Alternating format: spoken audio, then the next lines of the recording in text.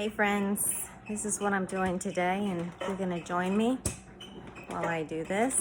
Just wanted to say, if you're feeling weary in well-doing, weary in waking up each day and listening to the news, whether it's on Facebook, on Fox, on MSN, CNN, all the ABC, alphabet media. Yeah, I write on my hand to remember things.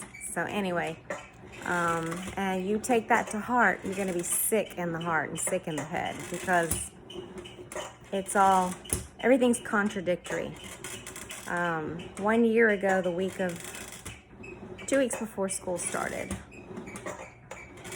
I would have been returning to my job as a pre-K teacher, and because of the mask mandates and not knowing enough about this C virus, I chose not to work, and I still haven't returned.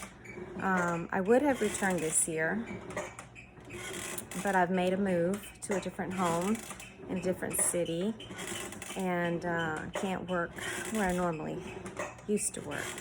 I still would like to work, but I definitely don't want to wear a mask, and that's really not here nor there, because this isn't about whether to wear one or not to wear one.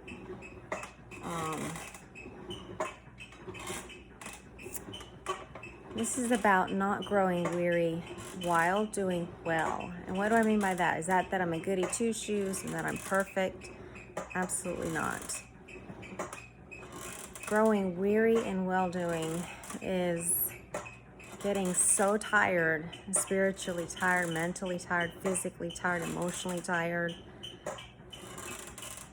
in your mind, your heart, your emotions, your spirit, because of the things that are occurring in the world. And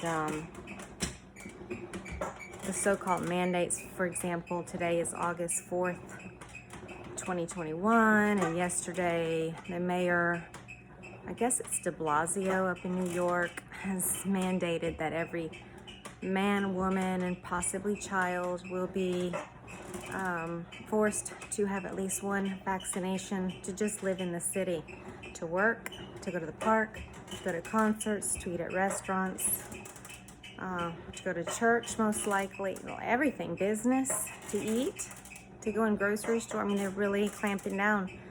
Do I really believe that they'll get away with this? No. I believe the American spirit cannot be broken, and especially the Christian American spirit cannot be broken. We have Christ in us, and we're strong and we're powerful. And He will cause those who are tyrannical and are trying to mandate something into the body of the human in order to buy or sell, which is written in the book of Revelations. I believe it's Revelations 13. See if that is true. If it is not, you will find it in the book of Revelations. We're in that time and season where the globe, the entire world, is under a strong delusion, where God said we would not be buying or selling lest we put our hearts and trust in the one world order, the beast system, a system of orders, be that in the federal, the state, the local, the counties, the cities, etc. When you're loyal to those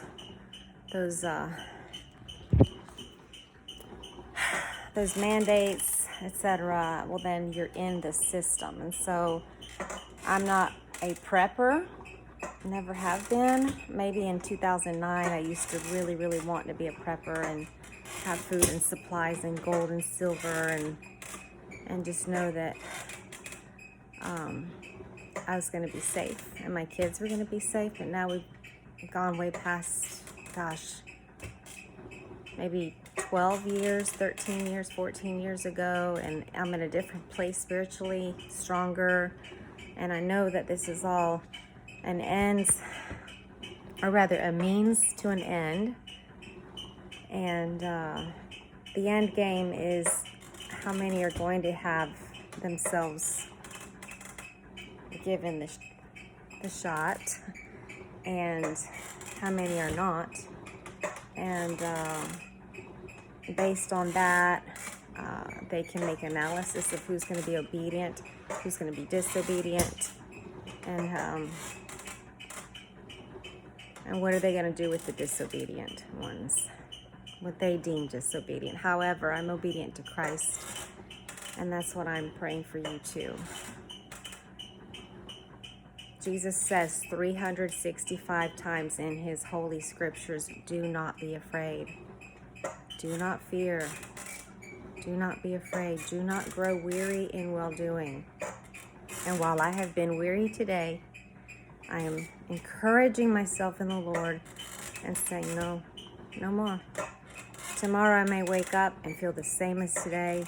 I will have to re-encourage myself. Do not grow weary in well-doing. Well-doing means just going about the Father's business as a wife and a mama. I've got to keep going and not be afraid, because the Lord commands us not to be afraid. And when we go into fear, then we are failing in faith. And it takes faith to please God, right? Jesus had to go to his cross with great fear and trepidation. So much so that he cried, and his tears and all the pores in his body began to bleed from so much tremendous anxiety for having to deal with facing the shame of the cross and the pain of the cross. And none of us are at that point, but we are crucified with him, and so we have to traverse this planet and get to the end goal, which is heaven, or even better, heaven on earth, when Jesus comes back to reclaim Jerusalem and bring the new Jerusalem out of heaven and bring it down to the earth for all of us who are his to dwell in, to play in, to be free of pain, no more tears, no more crying. It's going to be beautiful. And so that's where my hope lies, and I hope that this is encouraging to you. If you're finding it rough, know that your sister here is too. Probably the roughest 2 years of my life, 2020 and 2021. And while it hasn't been a full 2 years, we're getting ready to hit 2 years. All right, so if you can share encouragement with people in the comments area, or ask me any questions, if I can be of any help, I'd be happy to do so. Go now in the peace of love, Jesus Christ. Amen. Bye.